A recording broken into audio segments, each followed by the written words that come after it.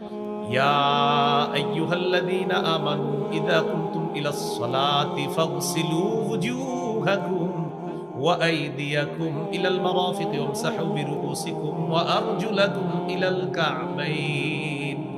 হে ঈমানদারগণ, যখন তোমরা নামাজের ইচ্ছা করো, তোমাদের মুখমণ্ডল ধৌত করো, দুই হাত ধৌত করো, মাথা মাসাহ করো, পাগুলা ধৌত করো। ওযুর 4 ফরজ চলে আসছে। ওয়া ইন কুনতুম জুনুবান ফাত্তাহহারু, যদি তোমরা জুনুবী হও, তোমাদের উপর যদি গোসল ফরজ হয় তাহলে গোসল করো। গোসল ফরজ হলে গোসল করো। সহিহ বুখারীর বর্ণনা 6956 নম্বর হাদিস। عن أبي هريرة رضي الله تعالى عن النبي صلى الله عليه وسلم قال لا يقبل الله صلاة أحدكم إذا أحدث حتى يتوضأ। নবীজি বলেন, আল্লাহ তাআলা তোমাদের কারো নামাজ ততক্ষণ কবুল করেন না যতক্ষণ তোমাদের কেউ অপবিত্র থাকলে পবিত্রতা অর্জন না করবে, ততক্ষণ তাদের নামাজ আল্লাহ কবুল করেন না।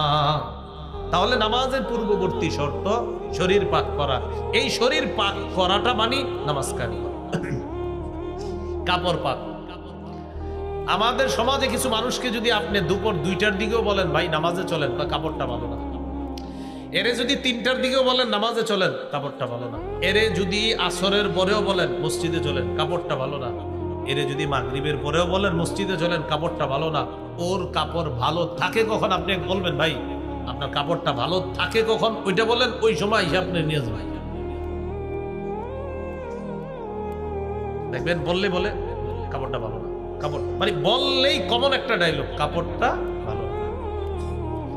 তো কাপড় পাক করা, সূরা মুদ্দাসসিরের 4 নম্বর আয়াতে আল্লাহ বলেন ওয়াতিয়াবাকা ফাতাহহির, নবী আপনি আপনার কাপড়গুলা পবিত্র করেন। সহিহ বুখারীর বর্ণনা 227 নম্বর হাদিস। এক নারী রাসূলুল্লাহ সাল্লাল্লাহু আলাইহি সাল্লামের কাছে আসছে।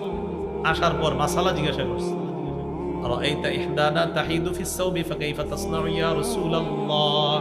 হুজুর, নারীরা অসুস্থ হওয়ার পর আল্লাহ প্রদত্ত অসুস্থতার সম্মুখীন হয়।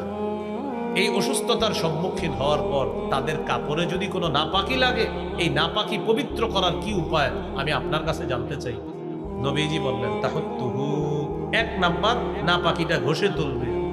2 নাম্বার সুম্মা তুকরিসুহু বিল মা, এরপর পানি দিয়ে এইভাবে রিগড়িয়ে নেবে। 3 নাম্বার তানদাহুহু, এরপর ভালোভাবে এটাকে চিপবে। চিপার পর এটা শুকাতে দিবে। সুম্মা তুসাল্লি ফি, নবী বলেন